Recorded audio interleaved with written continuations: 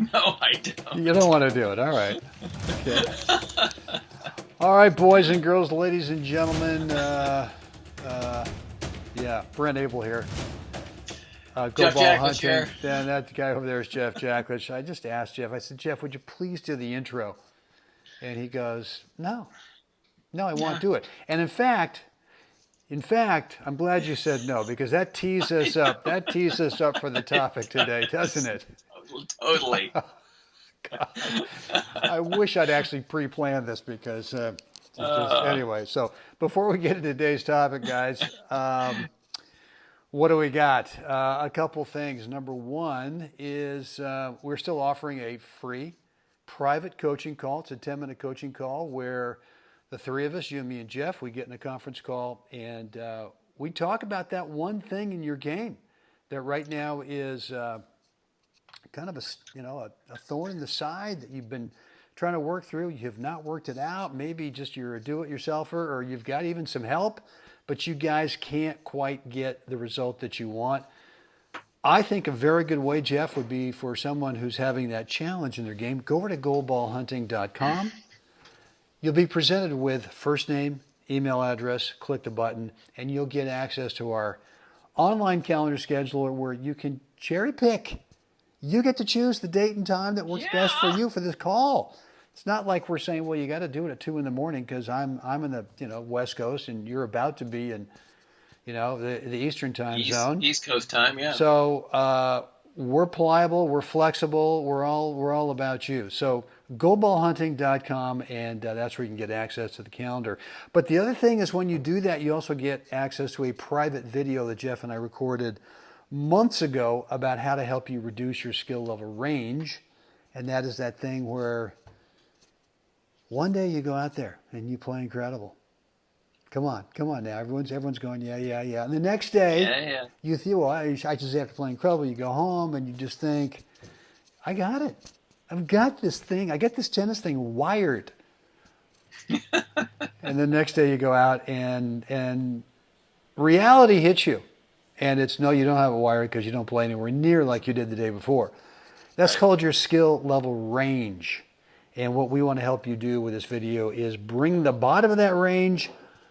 Let's bring it up to the top. So when you go out there every day, you consistently can play at a certain level, your top level. And that's where you build true confidence into your game so that you can start to take those steps to move up the old improvement scale, the old improvement ladder. So look, you did kind of tee me up for this topic today. So I want to announce that yesterday, I don't know when this recording is coming out, but this should be coming out in a day or two. But yesterday, I got selected for the '70s USA World Cup team. Big deal, It's kind of like, it's kind of cool, It's like, cool, man. It is a big deal. It's a big deal. It's big deal, and they take who the USTA selects who they think. They're not always right. I don't think they were right last year. When the great Dick Johnson was somehow left off the team. But anyway, they take who they think are the top 4 guys and gals in each age group. And this year we're going to Umag, Croatia in September to represent the good old US of A. And last year there were 24 countries. So it's a big deal. It's a big deal. And it's played in a very, very cool place. Umag is just insane. It's right there on the Adriatic. It's a beautiful little town, and they've actually got a big ATP tournament there every year in this stadium, which is it's called the ATP Stadium, and it is classic. I mean, it probably holds, I don't know, 8,000-9,000 people, something like that. Yeah, maybe less. I don't know, maybe more. But it's this beautiful thing, and you can tell right from the get-go how important the sport of tennis is for this town. And the clay is, they say it's red clay. It's not red. It's this beautiful orange that is it's just like you go, God, I could eat this stuff. It looks so good. So anyway, I'm captain of the team this year, as I was last year, and the format is 2 singles and then 1 double. So we play number 2 singles first, and then we wait for that to be over, and then we play number 1 singles. We wait for that to be over, and then we play the doubles match, and we play the doubles match even if you've won both singles or you've lost both singles. Right. We still play it. That's But cool. That's great. It is cool. And typically what you do is you go, as captain, I'm looking at my 4 guys going, well, here's clearly my number 1 singles player. And here's probably our number 2 guy. And that leaves the other 2 guys as the doubles team. Now, you don't have to do that. You could just go, right. You could play number 1 singles and you could play number 2 singles. You guys split them. And you go, well, that's really our best doubles team. Right. Those 2 guys. And you might have to, the 2 doubles guys, the 3rd and 4th guys might go, come on, guys. Yeah, no, what do you need? Water, towels, lemon? What do you need? Right. You need me to run back to the hotel and get another shirt for it? Whatever. And I think I told you about my first time I was in a team, which was 10 years ago, 2009 in Australia. Down in Perth, right? Down in Perth, right? Perth. Yeah. And I'm the rookie in the team, and I'm playing with 3 guys who are complete World Cup team veterans. And so I'm just assuming, hey, man, I'm here. Yeah. I'm here to service the team. Right. I'll be out there to warm up. I'll be the first guy to warm up. I'll be the last guy to warm up. What do you guys need? Yeah. The towels. I'll go to the store. Whatever you need. And so 30 minutes before our first match, Captain Hugh Thompson says, Abel, yeah, Captain, what's up? What do you need me to do? He says, you're playing number 2 singles in 30 minutes. And I'm going, what? I can't do that. I'm not ready for that. I said, my first thing was, you want me? What about you? And he goes, no, man, you're in. I said, well, Armisted's, he's got, he's got something going on. He's not feeling great. Gulp. I go, okay, I'm in. So, so it's kind of one of those things where you don't know if you're going to play, and you might not play. Right. You might not play. And in fact, it could be that you're a doubles guy and one of the singles players needs a day off in this World Cup thing because you play 6 days. You play 5 out of 6 days. Right. And it could be, and this is slow red clay. Gotta love it. Yeah. But man, you might get a little pooped. And right. And so it could be that if you're a doubles only guy, it could be El Capitano's going to go, hey, Jeff. Right. Jeff, you're playing singles today. Well, wait a minute, Brent. I can't play singles. I'm just a doubles guy. I'm not playing singles. I'm not doing that. I said, yes, you are. You're representing the United States of America, man. Put the shirt on. It's on your back. Go out there and give it your best shot. Let's go. Yeah. And so anyway, that's part of this team thing in the World Cup is they do try to actually put a doubles specialist on there, someone who really is and this year we've got a guy in our team, Steve Jacklich from back east. Steve won the national grass and clay court doubles last year within the last 6-7 months. This guy's good. Yeah. This guy's good. But I've already texted him. I said, Steve, look, man, it could be that you and I are playing doubles, but don't be surprised if you and or I have got to step up and play singles. Right. And so the topic for today is, I see this a lot in league tennis.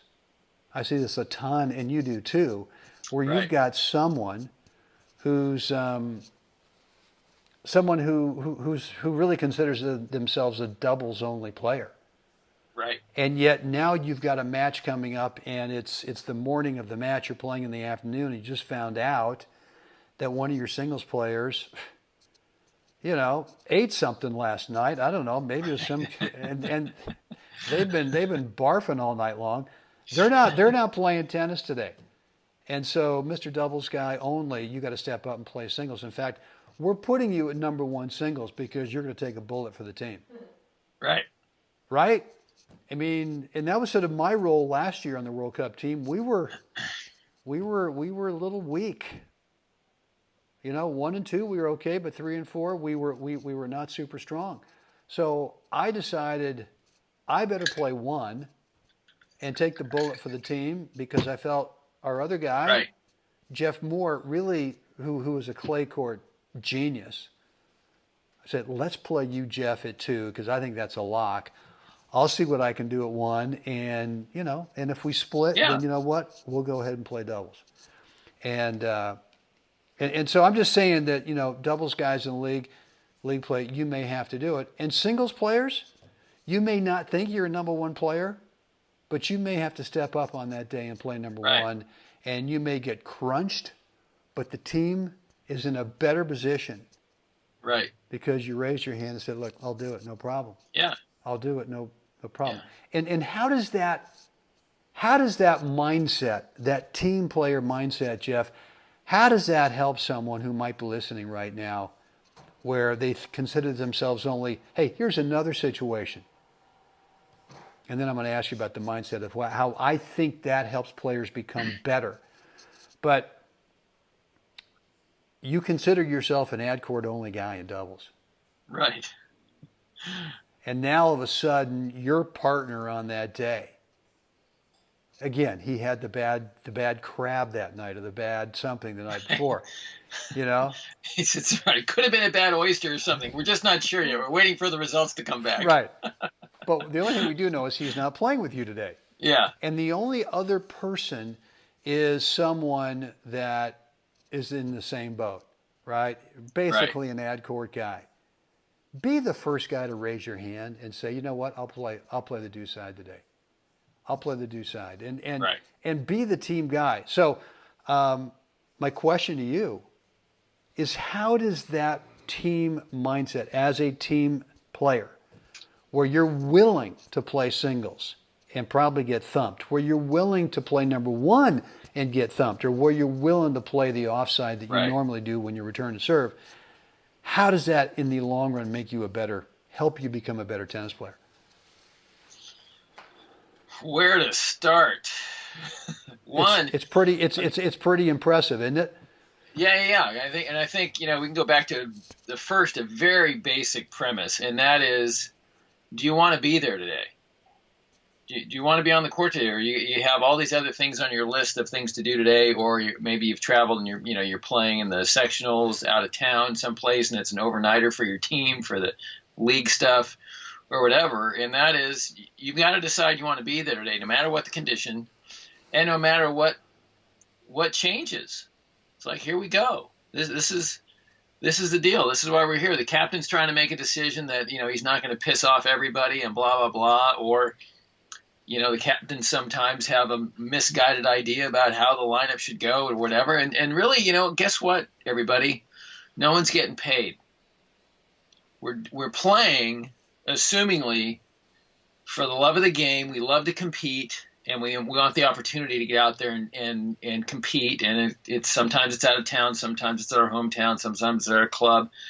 And then, for me, the extension of that is also, I like the atmosphere of a tournament. There's new people to meet. There's new relationships to make, all those kinds of things. But getting back to that initial thing, though, do you want to be there?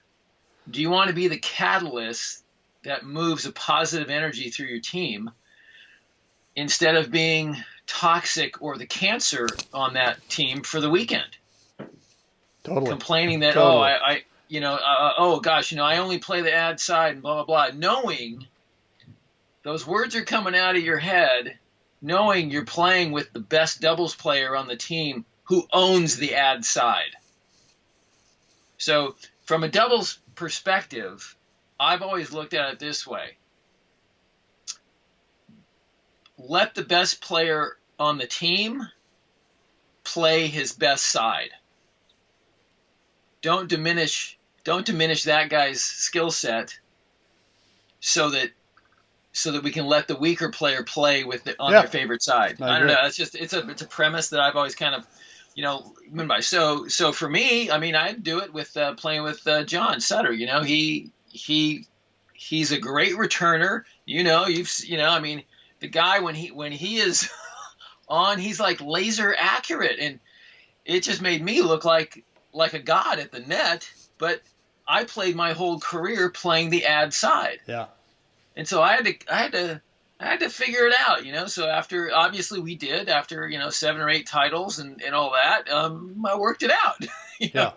But I didn't do it begrudgingly. It was like, no, I get it. I understood the premise that that was his pride and joy. I want the ad side because I think I can do X, Y, and Z. So I just think that's the whole thing. How good of a team player are you? What are you bringing to the team?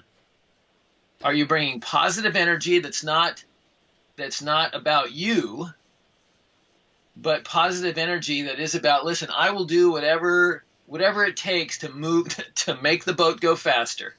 Well, it is a team sport. I mean, that's the bottom line. And you could be, your regular partner again can't make the bell today. And so the only other option is a player who's pretty good, but their style of play is completely different than what you're used to playing with your normal partner. Let's say your normal partner is sort of a traditional guy who, plays standard, serve and volley or try to chip and charge and get in that kind of thing, loves to be at the net. And you guys are just like, boom and boom together up there. And now all of a sudden he can't make it, and and the only other player is someone who's just the opposite. They want to serve, they want to stay back. They want to return, they want to stay back. And you can't go to the captain and say, oh, I have to play with so-and-so who isn't like my partner, and that's not going to work out. No, I'm not going to do that. Right. Right. It could be the opposite of what you said earlier too. It could be one of the singles players on the team has to fill in the dubs. There you go. And he's a baseline grinder. Okay. Now you can decide to spend the next 2 hours with the guy pissing and moaning about it, or you can step back from it and go, you know what? I think this goes back to what's the movie Apollo 13?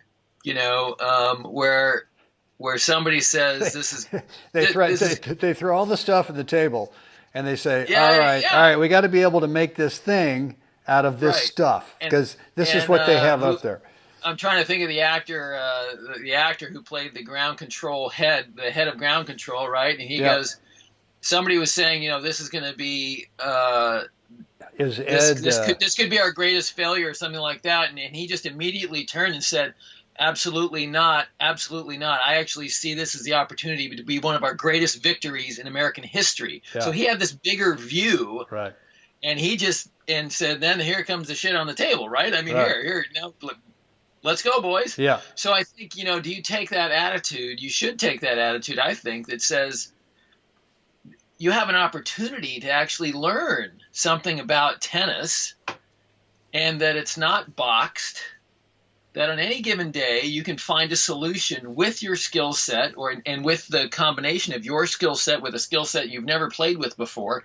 It's possible, and it's very doable because it happens all the time, but you have to be in the right mindset to say, embrace the guy you have to play with, and not just say, what's your favorite side? You're going to have to get in there and do some quick micro, you got to flush some stuff out about the guy's personality. What do you like to do? How do you like to blah, blah, blah, and start asking questions of each other, and you got to build a relationship quick.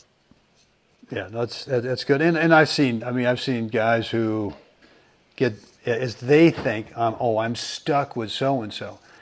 So that's the attitude when they go out, and then they start playing the match, and you're watching them play, and when the guy that they got stuck with misses a shot, there's this look of, God dang it. Right. Like you've taken this whole attitude from when you found out that you don't have your normal guy today, you're playing with someone else, you're all pissy about that. The captain's going, geez, man, come on, just, And then you get out there and you continue the drama on the court, and then you come off the court and you guys have probably lost because not because of your guy that you think you got stuck with, but because of you, right, where you're this little baby boy out there and just right, peeing and moaning about it and just look. We play in the winter down here we have a senior deal and it's all doubles. And I always, the captain says, look, who do you want to play with? And I just said, Mark, man, it doesn't matter to me. Whatever you feel is best for the team today is what I will fully embrace. Because I know, Jeff, as you know, this isn't going to change my life if I win or lose this frickin' senior match at Tuesday at noon over here. Right? So why not go out there and just play your heart out and make my buddy Joel Drucker sort of put this thought in my mind years ago that the Aussies used to always say, well, doubles is all about playing for your partner. So every serve I hit, I'm thinking, is this going to set up my partner? Every return I hit, is this going to set up my partner? Every transitional volley, can I set up my partner? Right? And so it's not only shot execution and shot choice, but it's also if you get stuck with the weakest guy in the team that day, what can you do to play for your partner? And even if you guys get just smoked, make sure this guy or this gal feels like it wasn't their fault, which is so instinctive for someone who knows, the whole world knows, dude, you're better than the partner today. Okay, we get that. But that's not what we're doing out here. We're not trying to figure out who's the best player. Right. And why would you want to spend the next 2 hours confirming that? Yeah, like that's the point of the day, right? So it's like, the other side of the coin is, maybe the guy he may be the weaker player who's now going to be your partner, but you know what? He thinks you're an idiot and doesn't want to play with you either. He doesn't like your personality or whatever or something. Yeah. You're blah, blah, blah. But you know what? He's willing to take it for the team, and he comes out there with a smile, and he sticks his hand out. Hey, Bob, how you doing? Let's go, blah, blah, blah. And Bob spends the whole time pissing and moaning because, his partner isn't as good. Well, I'll tell you this. Good or bad, you can't win a doubles match without your partner. You need them. You need them. And so it is in your best interest to somehow elevate their mental state to positive, elevate their physical state to feeling like they got energy. You need them to play as good as they can play today if you're going to actually pull off the miracle. You need them. The last thing they need is an accountant. Hey, you missed the last 3 returns. Maybe you should try, blah, blah, blah. Okay, listen, there's nobody on the planet who's more aware that they missed the last 3 returns than you. Right. Or the guy. Right. Right? So they don't need an accountant. They need somebody to join them in that and say, hey, you know what? I don't know. I'm reading the guy's serve pretty well, but he's got a good serve. Let's collectively, let's start putting the ball up in the air on the return. Let's just put up some lobs, cross court, go to the server. Don't try and make it great to the net guy. Hit the lob cross court to the server as he's coming in. It's a very difficult thing to pull up and have to hit an overhead. You know that, right? Absolutely. Yeah. So if you join your partner in their misery, meet them at their misery, and then turn it around and say, you know what, this guy's got a good serve too. I happen to be reading it okay today, but let's do this. And so you're part of the solution. You're not going to just dangle them in the wind and look over and roll your eyes at your buddy off court, oh God, I knew this was going to go like this for the next 2 hours. That's right. Yeah. Okay. How do you want to spend the next 2 hours of your life? You can either. The choice is next time, just don't sign up for the team. Just don't do it because if the team captain cannot create the ideal scenario for you, whether you're a singles guy or a doubles guy, if they can't do that, and then they just don't sign up. There's no point in playing because you're making everybody miserable. Not only are you making your teammates miserable who are off the court playing somewhere else, but obviously the guy with you is just going, he's hating life going, hey, I'm not signing up again if I got to put up with this jerk. And you're making yourself miserable. So either become a great teammate, and I'm fortunate, this year, I'm not saying last year we didn't, but this year I've been in touch with the 3 guys, congratulated them on the World Cup selection. And they've all, to a guy, whatever you need me to do. Right. And, mostly with the older guys, it's like, don't overdo it this summer, okay? Just right. Yeah, leave a little gas in the tank. Leave a little bit of something. I don't want to find out by the end of August that you're going, oh God, man, I got rotated from hitting 200 serves a day. Right. Okay. All right. So anyway, well, listen. Yeah. Good stuff, Jeff. Thanks, man. You had some good stuff there. And guys, I hope you enjoyed today's episode on the Gold Ball Hunting Podcast. Thank you for hanging out with us. We obviously get a little worked up sometimes in these topics. Yeah. And Jeff, to kind of circle back to the very beginning, when I asked him if he would do the intro, he went, no, man, no, that's not my thing. See, it infects all of us. No, I can't be a team player on that one.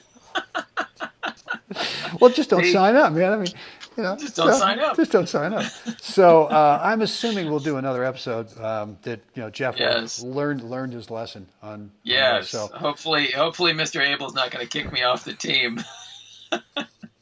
We'll try it again. So, all right. So, Jeff, what would we like the fine folks to do right now?